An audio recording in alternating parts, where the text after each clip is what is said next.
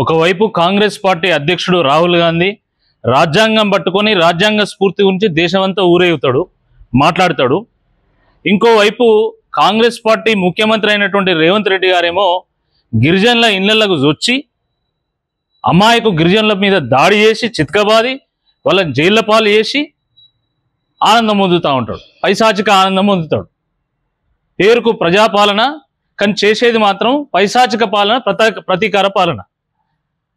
మళ్ళీ చాలన్నట్టు సిగ్గు లేకుండా గిరిజనుల నివసించేటువంటి లఘుచర్ల చుట్టుపక్కల ప్రాంతాల్లో కరెంటు బంద్ చేస్తాడు, ఇంటర్నెట్ బంద్ చేస్తాడు. వాళ్ళని కనీసం మనుషుల్లా కూడా ట్రీట్ చేయరు. ఇదంతా ఏంది? అసలు ప్రశ్నించే గొంతులను నొక్కుతారా? మా భూములు మాకే కావాలని చెప్పి కొట్లాడేటువంటి గిరిజనుల మీద దాడి చేస్తారా అని ప్రశ్నించడానికి కేటీఆర్ గారు మహబూబాద్లో ధర్నా చేస్తామంటే, మీరు ధర్నా ఎట్లా చేస్తారు, మీ అంతు చూస్తామన్న విధంగా ఈరోజు వందల మంది పోలీసులను పెట్టి మొత్తం మహబూబాద్ వీధులలో కవాతు చేస్తూ ఉన్నారు. మీరు మహబూబాద్ని దురాక్రమణ చేయడానికి వచ్చిందా?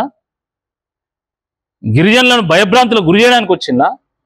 మహబూబాద్ జిల్లాలో ఉన్నట్టు సామాన్య ప్రజలకు భయం క్రియేట్ చేయడానికి వచ్చిందా?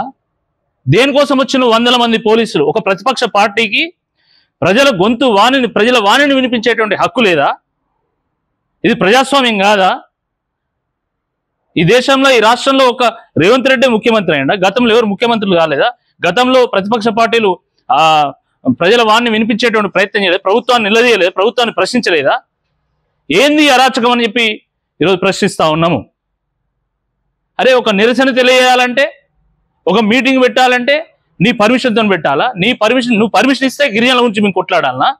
నువ్వు పర్మిషన్ ఇస్తేనే టీఆర్ఎస్ పార్టీ పుట్టింది, నువ్వు పర్మిషన్ ఇస్తేనే తెలంగాణ వచ్చింది, నువ్వు పర్మిషన్ ఇస్తేనే తెలంగాణ ప్రజలు వాడిని వినిపించినామా ఇన్ని రోజులు?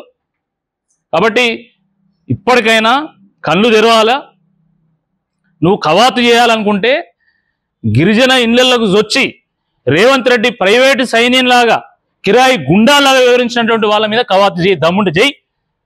కానీ నువ్వు అమాయక పేద ప్రజలు, గిరిజన ప్రజల మీద చేసినటువంటి అరాచకం మీద మేము ప్రశ్నిస్తూ ఉంటే మా గొంతును నొక్కాలంటే అది సాధ్యం కాదు అనే వాస్తవాన్ని గ్రహించాలా. ఇవాళ మహబూబాద్లో ఆపగలిగినావు, కానీ ఈరోజు సాయంత్రము ఖమ్మంలో జరిగేటువంటి ఆ నిరసన ర్యాలీని మాత్రం నువ్వు ఎట్టి పరిస్థితుల్లో ఆపలేవు. అది నీతో తరం కాదు. కాబట్టి ఇప్పటికైనా మీరు కళ్ళు తెరిచి గిరిజనులకు క్షమాపణలు చెప్పి జైళ్ల పాలైనటువంటి గిరిజనులందరినీ కూడా విడిపించి వాళ్లకు జరిగినటువంటి నష్టానికి నష్టపరిహారం చెల్లించాల్సిందే ఈ సందర్భంగా మేము డిమాండ్ చేస్తున్నాం.